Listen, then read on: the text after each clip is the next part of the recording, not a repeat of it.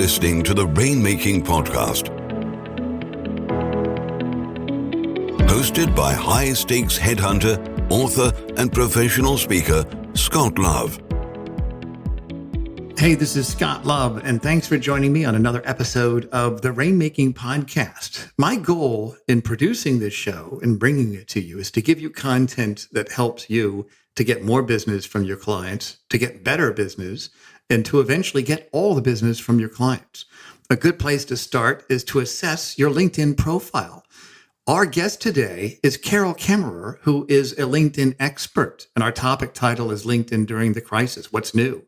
Carol is an internationally recognized executive branding expert, speaker, and author of the award-winning book, LinkedIn for the Savvy Executive. Carol creates powerful brand messaging for senior executives and their companies to increase their visibility, influence, and ability to steer their future. Carol is a member of the National Speakers Association, and she's certified as a virtual presenter by eSpeakers, and she presents on communicating personal brand and presence online. I hope you get some great ideas from today's show. Hey, this is Scott Love. Thanks for listening to the Rainmaking podcast. Welcome to our show. Our guest today is Kaemmerer, and our topic is LinkedIn During the Crisis, What's New? Carol, thanks for joining me on the show today. I'm so excited to be here. Thanks so much, Scott. This is great. And I'm glad I got a chance to meet you. I think you've got some great expertise that is relevant, especially right now. The crisis, I think, has kind of pushed LinkedIn front and center, that people are taking it as a priority. But before we get into that, tell us about your background. Well, how did you start in your career and how did you end up to the work that you're doing today? Well, it is quite a pivot, but there is a great strand. I've always worked with senior level professionals, but I was previously a marketing communications person, and I worked specifically in the high-tech medical device area. Mm-hmm. And when that position ended with an economic downturn, I pivoted to learn more about LinkedIn so I could find a new job.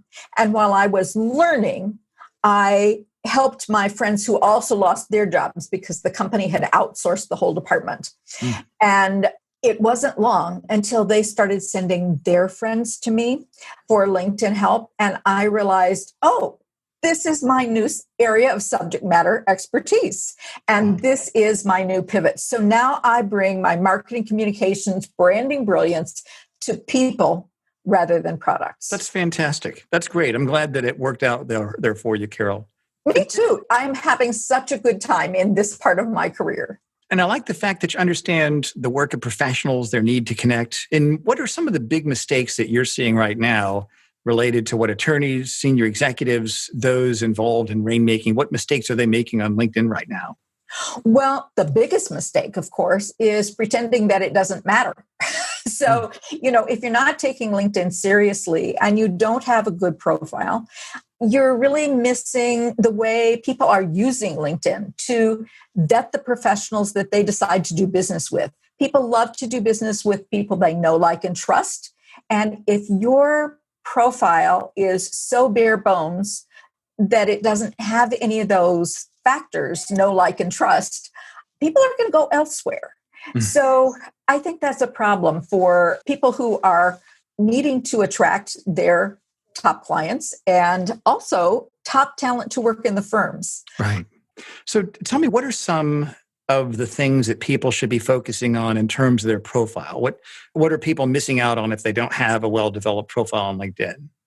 Well, LinkedIn is a search engine. And so if you have very little text, you will never be found on a keyword search. Right. Because your ranking is based on the number of times the keyword shows up and also your network. And so what that means is that the talent that your firm wants to hire will likely go elsewhere. Prospective clients will not find you or will find you and, move on. Board opportunities may not find you, and the cases that are just right to you may not come your way.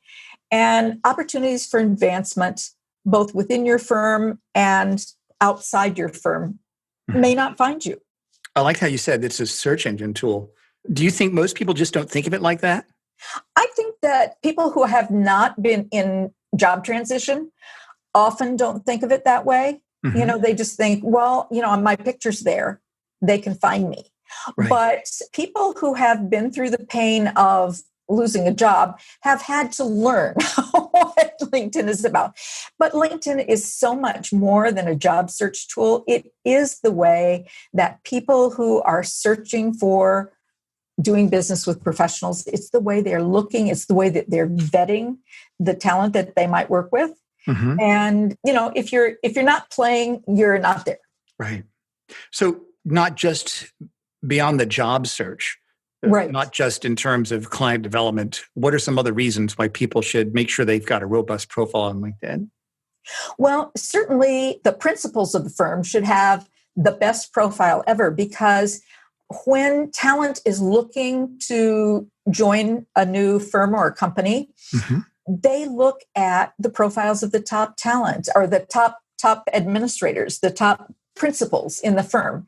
And you want to make sure that you are absolutely authentic and transparent about what your principles are, your business principles, what drives you to love your business, because that purposefulness is the kind of thing that attracts talent to you. And lacking it means that talent can, pick and choose where they're going to go. That's right. And they will go with the firms that look the savviest. The other thing is, because LinkedIn is the business platform these days, if you're not doing a good job, you look out of date. And nobody wants to do business with people that look out of date or out of touch. That's a good point. I can see a lot of partners in the legal world. They'll say, well, I've got my LinkedIn profile up. It just says I'm with such and such firm. I've been there for 12 years. Shows my previous firm and where I went to law school and my undergrad. And that's it. But I think especially if a firm is looking to recruit associates, younger people, millennials, besides get a haircut, stay off my lawn, those are the people that the younger ones, they're looking at those LinkedIn profiles and they're going to make a judgment about a firm based on what they see of the senior managers and the partners of that firm. Is that a correct assumption, Carol? Absolutely. Absolutely. And especially younger people are driven by purpose. When you look at studies, really people are attracted to purpose, especially those who are younger are attracted more by purpose than necessarily by salary. They're looking for people whose principles align. They're looking for organizations whose brands align. They're looking for meaning in their work. And so it really makes sense for everybody in the firm, especially all of the senior level partners, to just have spectacular LinkedIn profiles that really talk about why it is they love what they do. Right. That notion built in the know, like, and trust factor. It builds in the purpose factor, all of those things. I think those are some good ideas. So what do you think is new on LinkedIn with our current pandemic and also the jobs crisis? What are some of the new things we should be looking at on LinkedIn? Okay. Well, LinkedIn has recently rolled out just a raft of things. And I think, they are concerned about this COVID time and people losing their jobs. And so one of the things that they did is they rolled out what's called a photo frame. It's a little tag that goes on your LinkedIn photo and it says #open-to-work. Now, the reason I'm telling you about this is it is new, but it's not a good idea for probably most of the people listening. So it's a good idea if you are fresh out of school or you've just passed the bar, or you're very new in your career and you're like a whole bunch of people and you want to be hired fast. Right. But it will not do for anyone who's mid to upper level in their career. People look at it, the executive recruiters look at it as, oh my gosh, this person is clueless if you've got that photo frame. So, I just want to mention it because you will see it a lot right now. A lot of people are using it, but just because a lot of people are using it doesn't mean that it's a good idea for you. understand where you are in your career path and then make that decision. So there are some other new things that are brand enhancing. And the first one that I just love is the little speaker icon that appears right by the person's name. And if you were to click on the speaker icon on my profile, for instance, because I have a difficult to say or to, guess how to say name. And you click there and it will say Carol Kaemmerer. Carol Kaemmerer. Is it your voice or the machine's voice? It's my voice. Great. And the way that you get that is through the phone app on LinkedIn. That's the only way that you can record. But once you've recorded, it will appear on any device for other people to listen.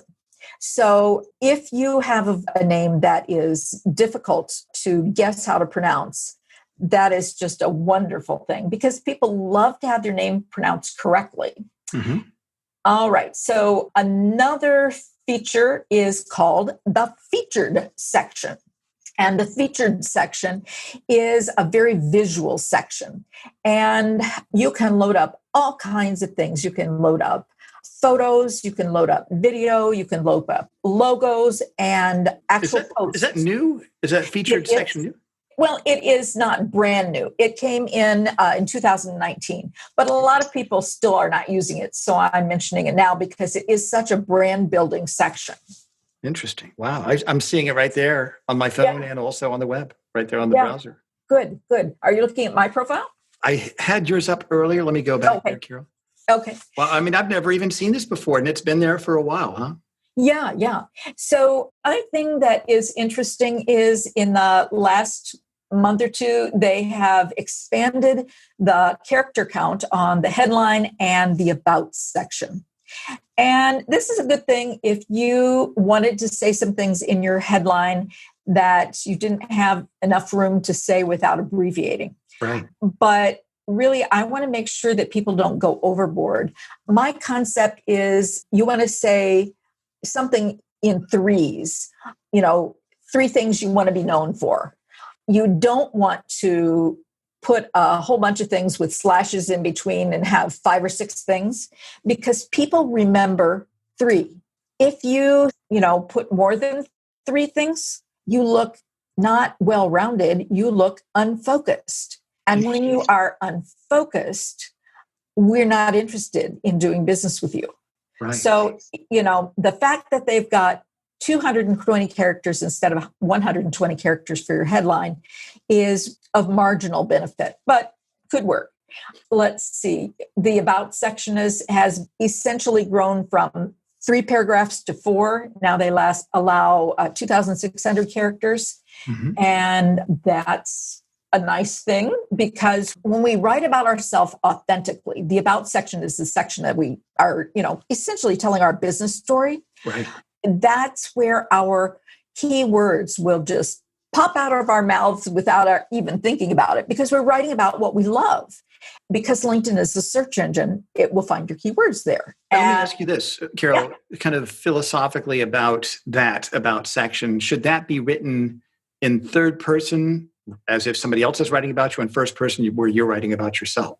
Oh, absolutely. My concept is, and this is validated by many, many people who work in the LinkedIn help area, write in the first person, because we're trying to establish an emotional connection between the reader and the person whose about section they're reading. Interesting. And so, it goes against the grain often to see I. And so, you could certainly start the paragraph or the sentence with a clause before you get to the I, but it really, really should be written in the first person because what we're trying to do in this section is share how we lead, what our principles are, in the case of attorneys, what is their area of expertise and why did they choose it?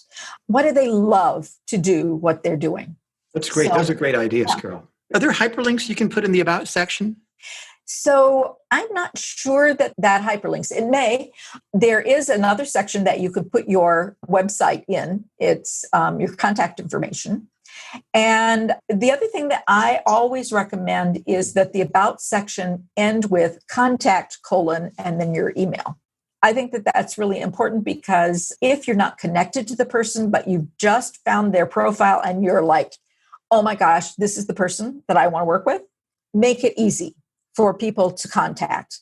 They may or may not be comfortable with all that connecting to find out how to get to your email, et cetera. And people can't see your email unless they're connected to you. Right. So if you put your email in your about section, that is a best practice. I remember you told me that I needed to change my photo because the only way you could see my photo is if we're connected and not connected. And some people I talk to, they don't want to be connected with headhunters. They don't want people to know that they're taking calls.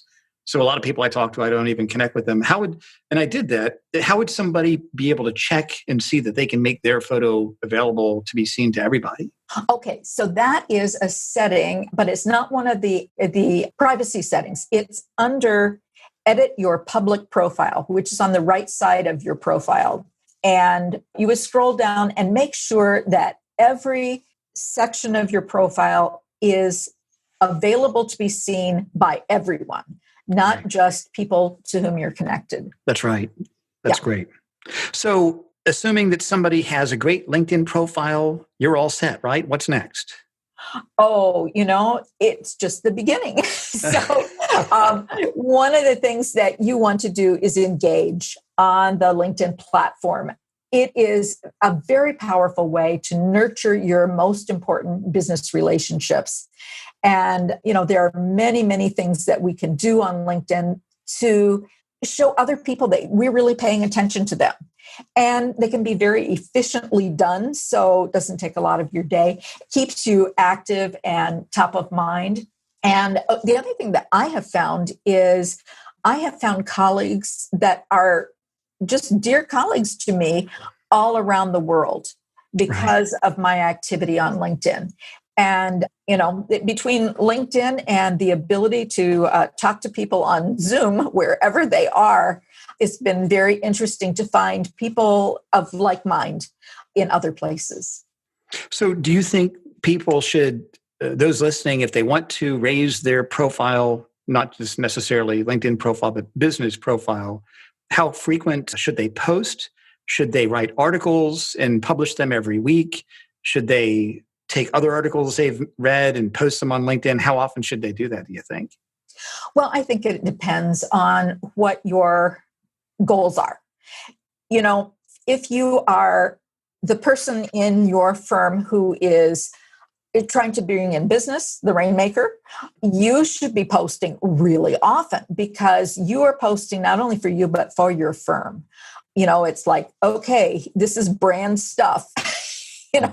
Post your articles. I would say every day if that was your role. Mm-hmm. If you are, not looking for new clients because somebody else in your firm is responsible for that, at least keep track of your colleagues, the people that you went to law school with, the people who were at your last firm, the people that you really loved and are sorry not to see daily. Just when they come up in your notification section because they've posted something, respond, not just with a little like, which is so throwaway, but a comment that says, oh, Scott, I'm so excited to see you here in my homepage feed. Congratulations for this or that. So it really depends. But the concept is don't do a whole lot and then nothing at all. Have a pattern that makes sense to you, that you can keep up and be consistent with. This is great, Carol. So why would an attorney or some other senior level executive or BD person, why would they hire someone like you or hire you to work with them on their LinkedIn profile? What would be the advantages for that? Well, people at that level need a really, really well-polished LinkedIn profile because essentially they're competing with other people at that level who have also invested in making their LinkedIn profile stellar. Mm-hmm. And as a maximizer, that's one of the things that I do. With my marketing communications expertise, writing is what I've always done. Branding comes second nature to me, making sure that we have a profile that absolutely is memorable because it stresses three things you want to be known for over and over in a not repetitive but consistent way throughout your profile. So I have worked with senior level professionals for my entire career. And then since 2013, my practice has been built on working with senior level professionals to maximize their profile on LinkedIn so that their presence online is absolutely consistent with their executive presence. That's great. And that's important. And I think you've got the right touch with this, Carol. What are some resources that you'd recommend for people who want to know more about elevating their presence on LinkedIn? Okay, well, my book, LinkedIn for the Savvy Executive, Promote Your Brand with Authenticity, Tact, and Power. Great. And we'll put that link on the show notes for everybody listening. Yes. That is available on Amazon and BarnesandNoble.com and any other online booksellers. It's available throughout the world, actually. And it is a strategy book. It's like the strategies that I've been sharing with you today. It's not all filled with screenshots and stuff. So that even if I am the person that works with you on your profile, you will still find value because the book even shares how you can find articles that would be appropriate to share, how you can use LinkedIn effectively online, to nurture your ideal contacts and your most important business relationships. That's great. And tell us about some of the other things that you do or offer that you'd like for our listeners to know if they wanted to reach out to you directly. And we'll put all your contact information on the show notes, like I mentioned. Super. So one of the things that I do is speak to firms, to everyone that wants to hear within the firm that the firm would like to have attend a meeting. I can speak. I could do a workshop. I am a member of the National Speakers Association, and I'm certified by eSpeakers as a virtual presenter. So that works well. That's great. And I also work individually, one-on-one with senior level professionals on honing their brand and putting it effectively online on LinkedIn. And, those are really two areas that I think your audience would be interested in. And then the other thing is that if they will connect with me on LinkedIn, they can ask for my LinkedIn blueprint if they mention your podcast. And I will send that to them. I write every month an article about LinkedIn to help make sure that people are keeping up with new features and understanding new aspects. And then also I write a little lesson every Monday and post on LinkedIn. So it's a very painless way to learn about LinkedIn. That's great. And Carol, let's kind of summarize with 3 action steps. What are 3 action steps you think our listeners should follow to kind of get started on some of these ideas that you mentioned? Okay, well, I think that they should think really deeply about what are the 3 things they want to be known for, because that can help them identify what their profile should emphasize. Mm-hmm. Then number 2, work those 3 things into your about section and your headline. And number 3, they should review their skills section to make sure the 3 skills that are now showing are congruent with the 3 things they want to be known for. That's great. So this is kind of the way that I shape a profile so that people are making sure that they are communicating the right message, the message that they want you to receive.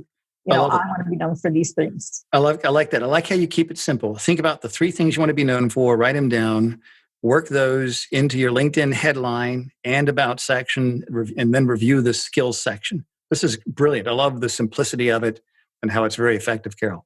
Yes.